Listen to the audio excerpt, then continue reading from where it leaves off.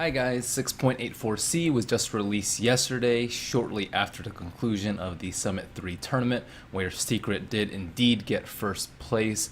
And as you can see, a lot of the changes from 6.84C directly correlate with what was deemed very strong in the tournament. Mech gotten almost in every game, cooldown increased from 45 to 65. That is a massive nerf, maybe even stronger than the 150 to 225 mana nerf that happened a few patches ago. Wisp nerfed just a tiny bit. Gyrocopter, his damage was nerfed at early levels, so he will no longer be the beast in the try-on-try like he once was. Bristleback had a surprisingly high pick rate and win rate in this particular patch, so he's been nerfed a little bit. Drow Visage has been nerfed. Brutaling, the offlane Bane has been nerfed. Chen has been nerfed, Undying has been nerfed. So as you can see, almost nerfs all across the board, which is pretty typical for BNC because as soon as the big patch hits, 6.84, 6.83, etc., you'll see a lot of things being deemed very imbalanced at the start of the patch. So you'll just see a lot of nerfs until the next big one. And then a lot of the criticism from the patch was that hero kills were just far too important, especially with the creep goal reduced all across the board from neutrals to lane creeps, and the towers were just so important. Getting that early map control and wiping someone in one team fight was, I don't want to say like close to GG, but that's just maybe two team fights. 5-0 is just like, okay, how do we come back from this? It's very unusual for that to happen in any sort of Dota patch, but in this patch it seemed to happen a lot more than before.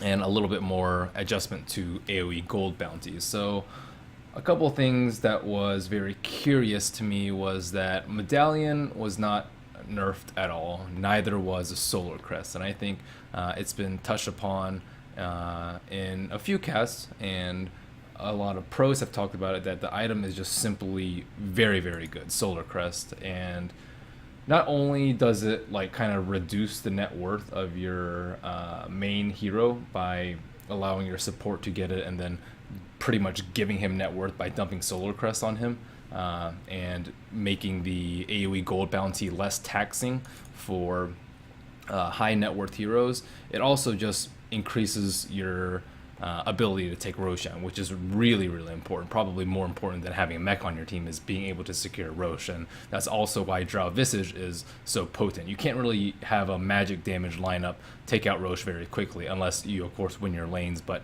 that's always a gamble. If you have a physical damage lineup and you lose your lanes, at least you have the Rosh comeback. You can smoke, you can take it out really quickly with the help of the Medallion, and later on the Solar Crest, especially since Roshan did get buffed a little bit in the prior balance patch with his armor being increased. You need even more physical damage to take it in a timely manner, and that's probably some of the reason why we saw so much Drow Ranger in this particular patch, and why heroes like Shadow Fiend continue to shine as the mid laner, whereas some heroes that you would expect to be really popular like Dragon Knight didn't have as much success as some tried and true ones like 6.83.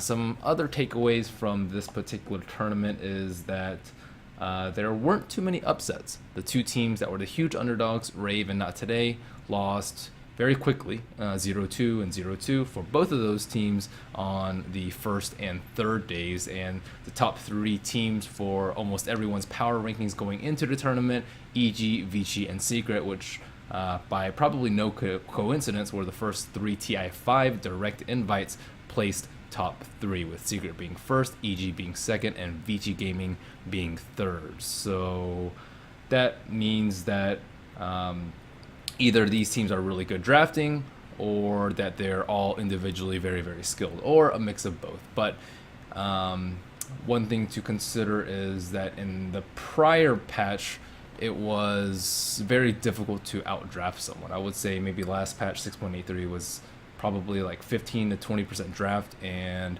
85 to 80% skill.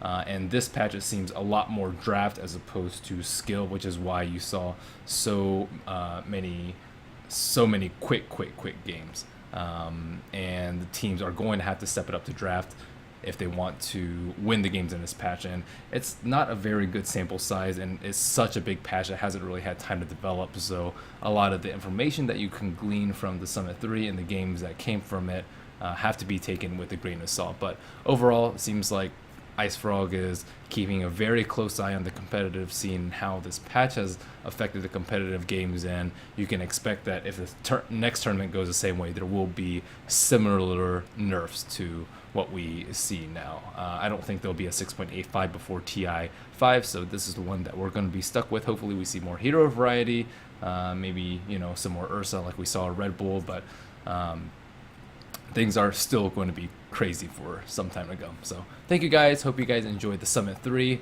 And next week will be TI 5 qualifiers. So we'll have more information about that later. And thank you guys. Please subscribe to my YouTube channel if you haven't already. youtube.com/MarliniDota. Thank you guys. Have a good one.